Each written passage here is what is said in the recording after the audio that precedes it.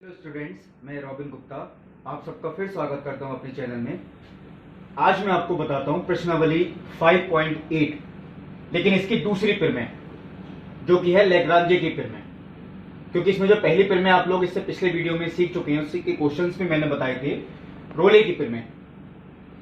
आज मैं आपको बताता हूं लैग्रांजे की प्रमेय। तो देखिए, कुछ प्रमेय ये उसी से मिलती जुलती भी आपको लगेगी, क्योंकि इसके जो 2 पॉइंट्स हैं बिल्कुल वही हैं। यानी जैसे मैंने आपको रोले की प्रमेय में बताया था, यदि कोई फलन f(x) अंतराल a से लेकर b तक, वो भी एक बंद अंतराल, उसमें परिभाषित है, कोई भी फलन हो सकता है। और एक देखिए मैंने कहा था बंद अंतराल, जैसे रोले की प्रमेय में दे रखा होता है, वो यहां भी मिलेगा आपको।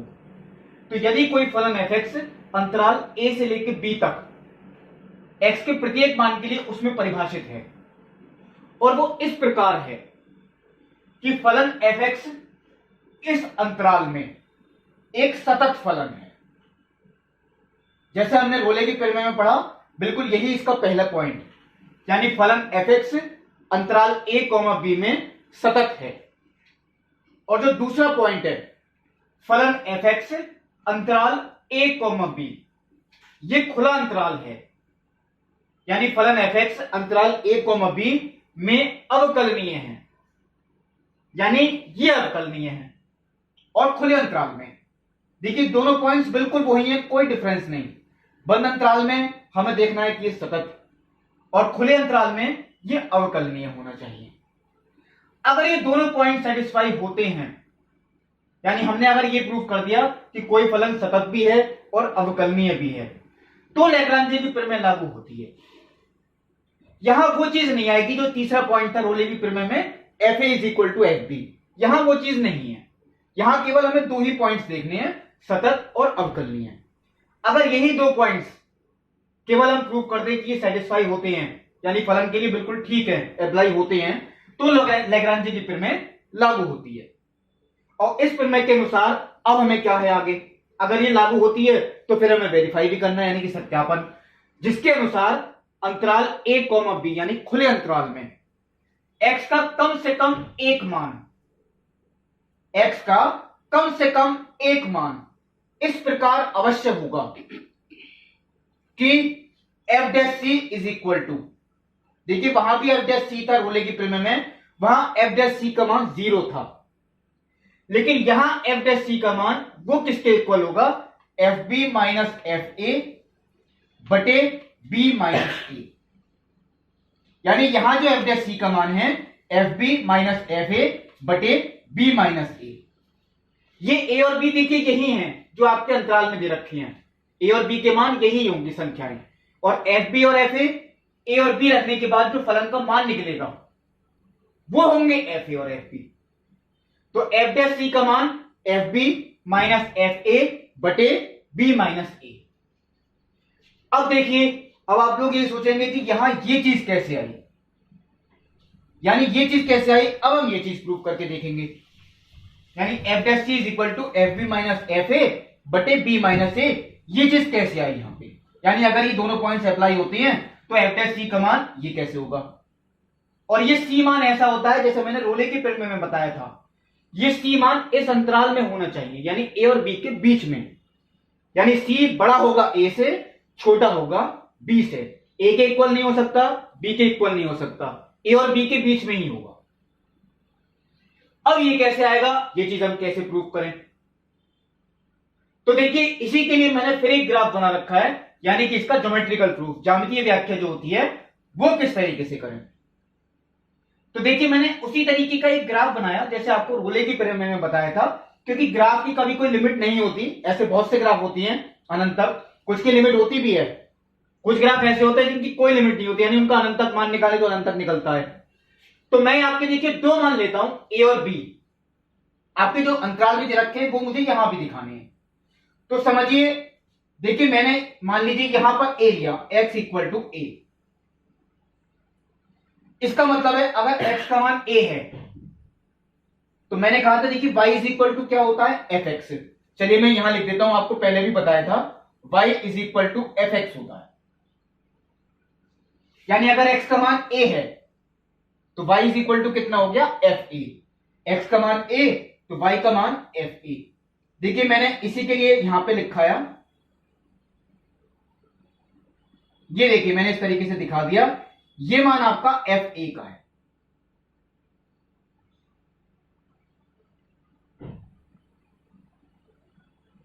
ये हो गया एफ ए।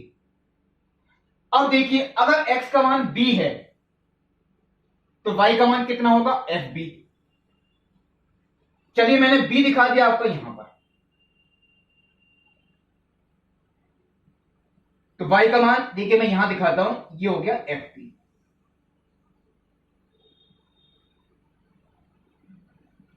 ये देखिए ये है आपका y का दूसरा मान यानी कि एफ बी, बी रखने के बाद। अब एक बात देखिए, ये तो x का मान a, ये y का मान कितना एफ ए। ऐसे ही देखिए आप लोग पढ़ते आए हैं 10th क्लास से, जब ग्राफ बनाते थे ये x का मान होता है, ये y का मान होता है। तो इसका मतलब है अगर मैं आपसे कहूं इस बिंदु के हम निर्देशांक निकालें, यानी इस वाले बिंदु के, तो देखिए वो मैं यहां लिखता हूं, ये मैंने एरो लगा के लिखे, इस बिंदु के निर्देशांक वो हो गए a कॉमा एफ ए। ये मैंने देखिए दिखाए इस बिंदु के निर्देशांक, क्योंकि किसी बिंदु के निर्देशांक x कॉमा वाई होती हैं। x का मान कितना है a और y का मान कितना है एफ ए। फिर देखिए अगर मैं कहूं इस बिंदु के निर्देशांक हम निकालें, तो इसका मतलब यहां देखिए x का मान तो b है और y का मान कितना है एफ बी, तो ये हो गया b कॉमा एफ बी।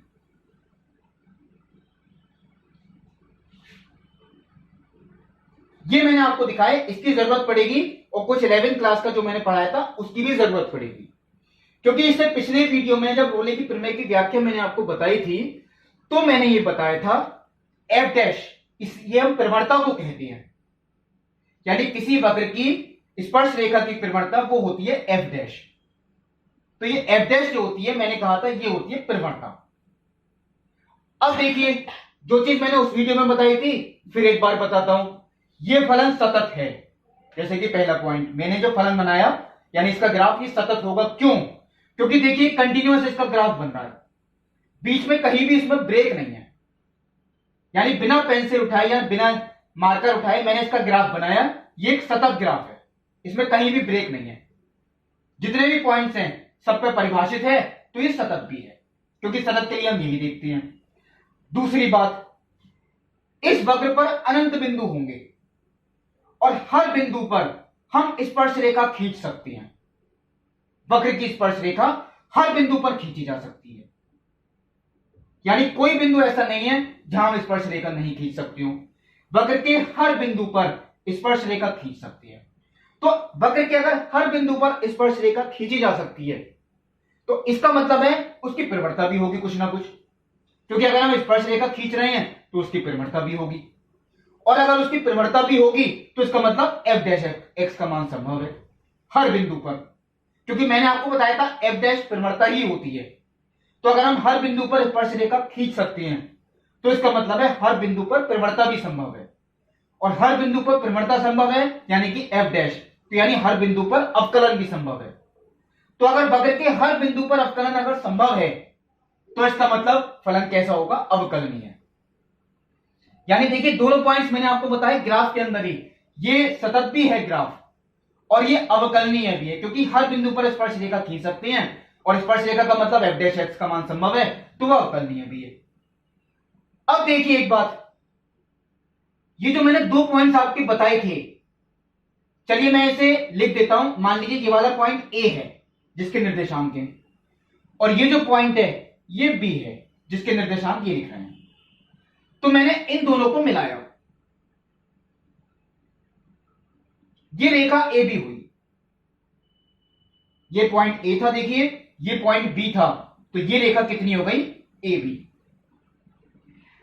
अब देखिए इस वक्र पर कम से कम एक बिंदु ऐसा जरूर होगा, देखिए इस वक्र पर यानी इतने हिस्से पर केवल एक बिंदु ऐसा जरूर होगा जहां पर स्पर्श रेखा इस रेखा के समांतर होगी।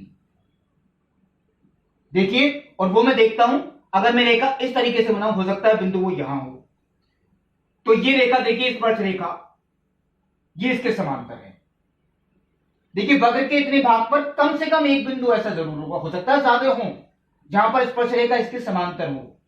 फिलहाल मैंने आपको देखिए इस समय तो यहां पर एक ही बिंदु ऐसा आया, यानी वो बिंदु ये है, और जहां पर स्पर्श रेखा इस रेखा के समांतर है। अब आप लोगों ने ये सोचा होगा ऐसा ही क्यों बताया मैंने कि रेखा इस स्पर्श रेखा यानी कि इस रेखा के समांतर है। क्योंकि देखिए आपको मैंने 11वीं क्लास में बताई थी बात, हम किसी रेखा की परिमणता कैसे निकालते हैं। तो रेखा AB की परिमणता वो देखिए मैं आपको यहां लिख के दिखा रहा हूं, रेखा AB की परिमणता।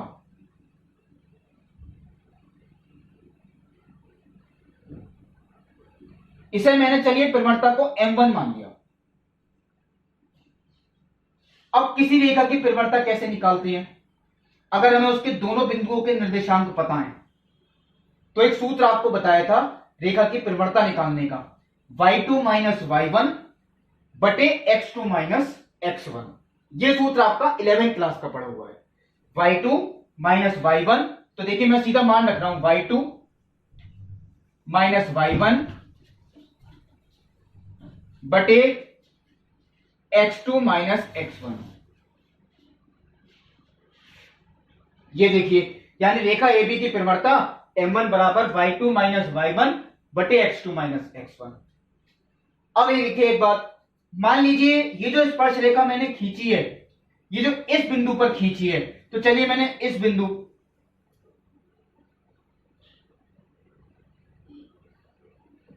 ये बिंदु मैंने C मान लिया, यानी ये x का मान यहां पे कितना है C, जिस पर हमने स्पर्श रेखा खींची है।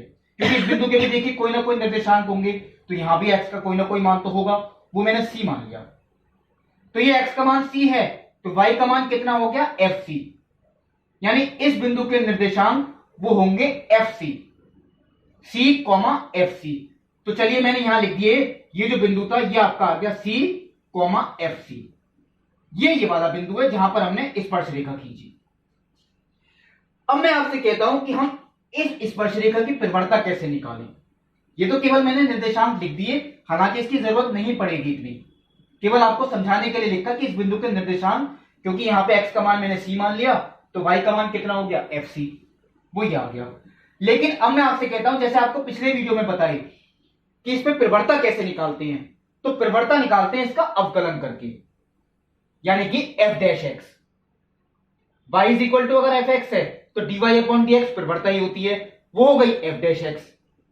लेकिन परिमणता अगर हमें किसी बिंदु पे निकालनी है तो वहां पे हमें x का मान भी रखना पड़ता है, यानी अगर f डैश x है तो ये, लेकिन हमने x की किस मान पे निकाली, x का मान तो c है, तो इस स्पर्श रेखा की जो परिमणता होगी वो f डैश x नहीं, f डैश x तो केवल अवकलन किया जाता है, उसमें जब हम x का मान रख देंगे तो कोई संख्या निकल के आएगी, वो होती है परिमणता।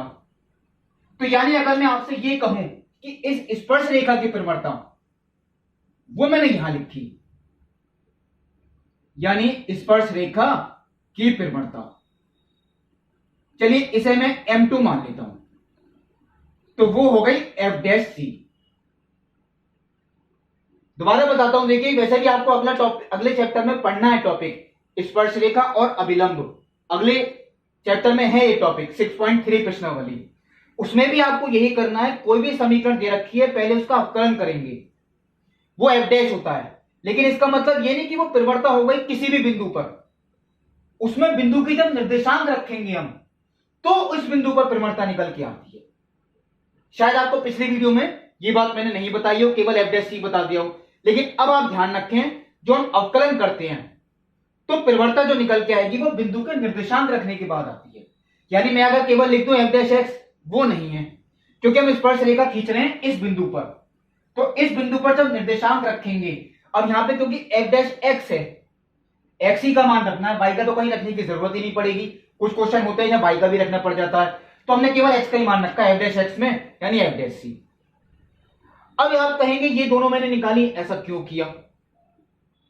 आप लोग पढ़ चुके हैं 11वीं क्लास में जब दो रेखाएं आपस में समांतर होती हैं, क्योंकि देखिए ये स्पर्श रेखा है और ये है रेखाखंड AB, अगर ये दोनों आपस में समांतर हैं तो इनकी प्रवणताएं बराबर होती हैं। यह आप लोगों ने पढ़ा था m1 is equal to m2।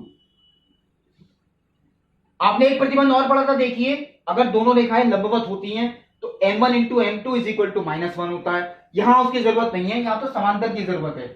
अगर दो रेखाएं आपस में समांतर होती हैं तो m1 इक्वल टू m2। अब ये अगर देखिए समांतर है तो इनकी प्रवणताएं भी बराबर होंगी। तो अगर इनकी प्रवणताएं बराबर हैं तो यानी f dash c is equal to F B minus F A बटे बी माइनस ए। वही देखिए ये सूत्र है, यानी F dash C is equal to F B minus F A बटे बी माइनस ए। अब देखिए ये तो मैंने आपको बता दिया, इसका मतलब ये हुआ अगर कोई फलन इस अंतराल में सतत है, अवकलनीय है, तो इस अंतराल में कम से कम एक मान ऐसा जरूर होगा x का जहां पर स्पर्श रेखा इन दोनों बिंदुओं को मिलाने वाली रेखा के समांतर होगी। वो देखिए मैंने दिखाया, क्योंकि ये दोनों बिंदु आप कैसे मानेंगे, यहां पे x का मान a है और यहां पे x का मान कितना है b, तो ये बिंदु अलग है a कॉमा एफ ए और ये बिंदु अलग है b कॉमा एफ बी। यहां सिर्फ x के मान लिख रहे हैं, ये पूरे बिंदु में देखिए x का मान a है तो y का मान f है, तो ये पूरा बिंदु हो गया। और x का मान अगर b है तो y का मान कितना हो गया, एफ बी दूसरा बिंदु। तो यानी अगर ये दोनों कंडीशन अप्लाई होती हैं, यानी कोई फलन सतत भी हो और अवकलनीय भी हो, तो इस अंतराल में कम से कम x का एक मान ऐसा जरूर होगा, या कम से कम एक पूरा बिंदु में कह दूं जैसे c कॉमा एफ सी, कम से कम एक बिंदु ऐसा जरूर होगा जिस पर वक्र की स्पर्श रेखा इन दोनों बिंदुओं को मिलाने वाली रेखा के समांतर होगी। यह है लैग्रांजे की प्रमेय। रोले की प्रमेय में यही स्पर्श रेखा x अक्ष के समांतर थी, तो वहां f dash c is equal to 0 था। और वहां 0 क्यों आता है अब मैं बताता हूं, वो भी इससे आ जाएगा। वहां हम एक तीसरा पॉइंट और लिखते हैं F A is equal to F B. अब यहां एफ ए और एफ बी अगर इक्वल हो जाए तो आपस में कैंसिल, उत्तर कितना आ गया 0, तो F dash C is equal to 0। देखिए रोले की प्रमेय भी इससे प्रूफ हो गई। अगर तीसरा पॉइंट भी आ जाए यहां F A is equal to F B, तो वो यहां पे रख दें, ये दोनों cancel, F dash C is equal to 0। इसका मतलब है स्पर्श रेखा एक्स अक्ष के समांतर होगी।